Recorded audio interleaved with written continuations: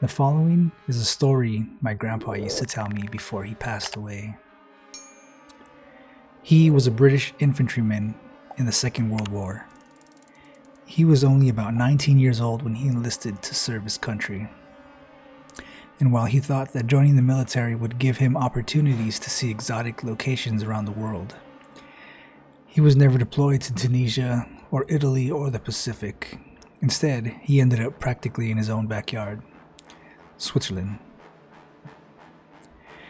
This is just some historical information, but it's important to understand before reading the rest of the story. Switzerland did its best to maintain neutral status throughout the war, but regardless of its attempts to maintain neutrality, Switzerland was still highly sought after by both the Allied and the Axis powers. Once the Nazis began committing acts of aggression against Switzerland, England provided reinforcements to the Swiss military. Yet, in an effort to prevent open war within its borders, the Swiss government instructed its military, and subsequently the British reinforcements, to perform a series of tactical retreats into the Alps. That's how my grandpa found himself stationed in a remote village in the Swiss Alps. At this time, it was early in the winter of 1943, and my grandpa's company was stationed in a secluded village of about 500 people. Part of the advantage that they had with this location was that it was really hard to get to, and therefore had little chance of being spontaneously invaded by Nazi Germany. This was also a disadvantage because it made communication with the rest of the Swiss military very difficult. The issue with communication was further compounded when sometime in early December, a series of blizzards swept through the region and completely destroyed the few lines of communication that they had in the first place. So essentially, trapped in the isolated Swiss village without being able to make contact with the rest of the army, my grandpa's captain decided it would be best to uphold the standing orders and continue defending the village. Weeks passed.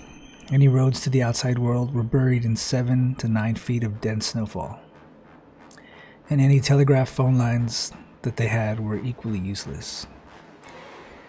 It grew deeper into winter. The leaves were stripped from the trees and the bare trunks protruded from the mountainside like broken ribs.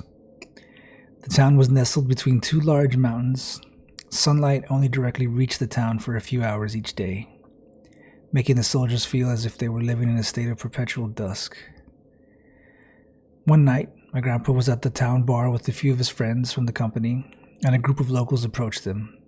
One of them in particular was visibly upset. All of the Swiss people in town grew up speaking German, and none of them were used to having Brits around, so one of them began shouting in broken English, "Where take you the children?"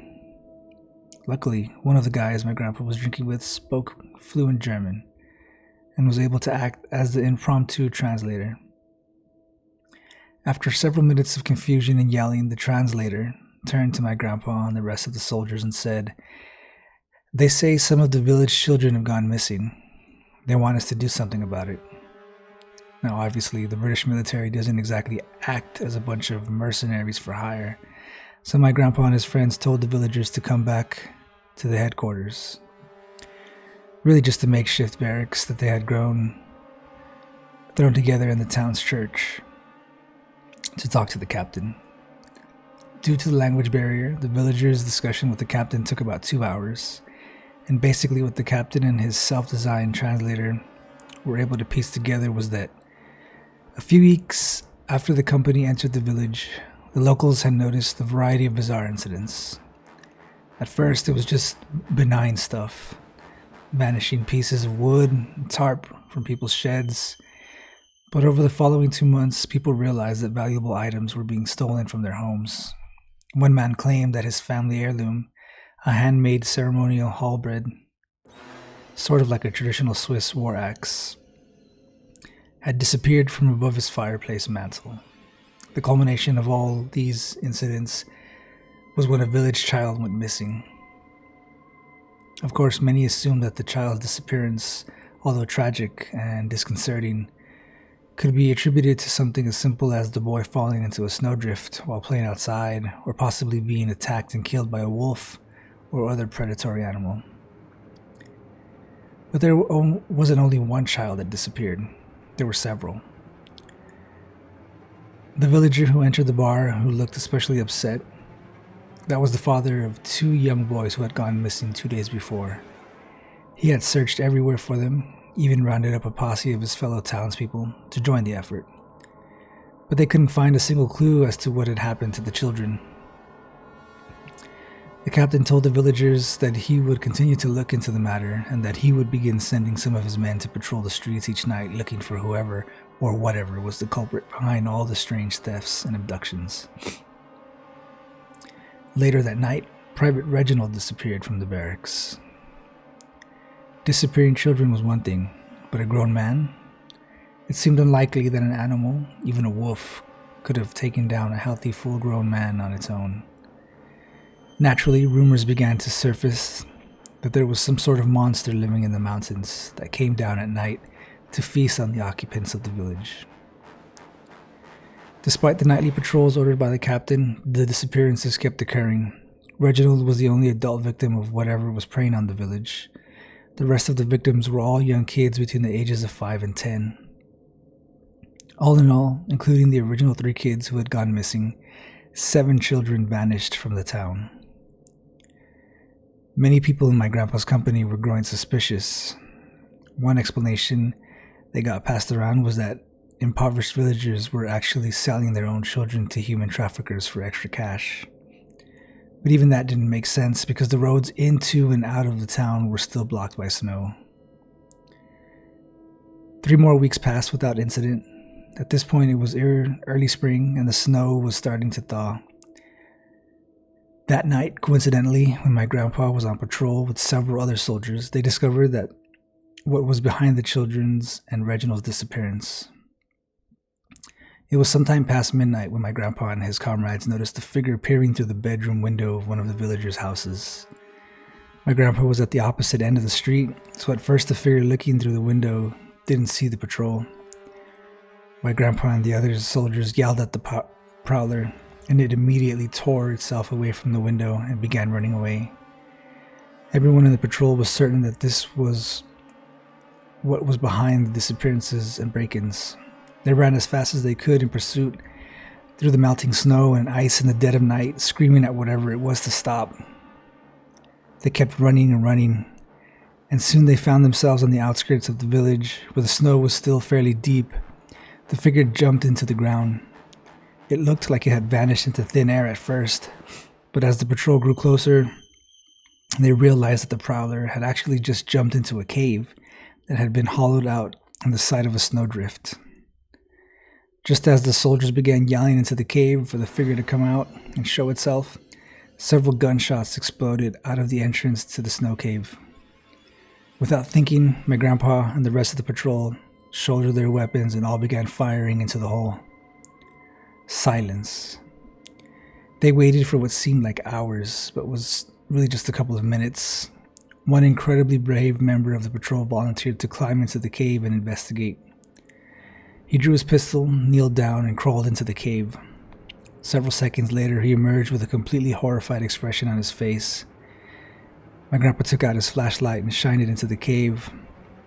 When he saw the gruesome explanation behind the strange occurrences in the town, the figure that they had been chasing was Reginald, the private who had gone missing weeks before. They had shot Reginald right through the heart. The cave was not only occupied by Reginald, but also the bodies of 7 partially eaten children. Either due to the stress of being snowed in all winter, living in near constant darkness, or some sort of terrible mental issue, Reginald had gone completely insane and had begun breaking into the villagers' houses and snatching their children from their homes in the middle of the night. He had used the halberd that had been reported missing to dismember the bodies after he slit the children's throats and hid them in the cave he carved into the snowdrift. My grandpa was stationed in the Swiss Alps during World War II, got snowed in a remote village. Kids began disappearing from the village. It turns out one of the soldiers had gone missing from his company, actually was abducting the children and cannibalizing them in a hidden snow cave that he had constructed on the outskirts of town. Hey, what's going on, everybody? I really hope you guys enjoyed that story. It's kind of a creepy one. I'm gonna try to be going back in time here. World War II, World War One, all kind of wars in between. There's a lot of creepy stuff that was going on back then that has either been forgotten or was never told, or people just don't know about. So we're gonna try to be digging stuff up like that here soon. I got some more stories for you guys like that. But if you guys aren't already a subscriber, I really appreciate you guys stopping in, and maybe you guys can drop us a like and a subscribe as well. Go ahead and hit that subscribe button if you guys already are a subscriber to the channel. Hit the bell icon as well so you guys don't miss an episode in the future. I'll drop all the social media links down below. We're getting started up on Twitch as well. If you guys are into Twitch and you guys play video games, stuff like that, we'll be streaming the show live as well as we're recording, getting it ready for YouTube. So be watching out for that. I'll have the links down below as well. But yeah, guys, I really appreciate you guys stopping in, taking another listen to this crazy story. If you guys have any stories of your own, if you guys want to hear something, you have any recommendations, drop us a line. You can send me an email at thetruthDefender1776@gmail.com.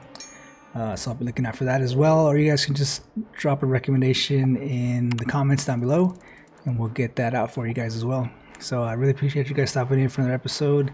You guys stay safe out there, stay blessed, but most of all, stay frosty.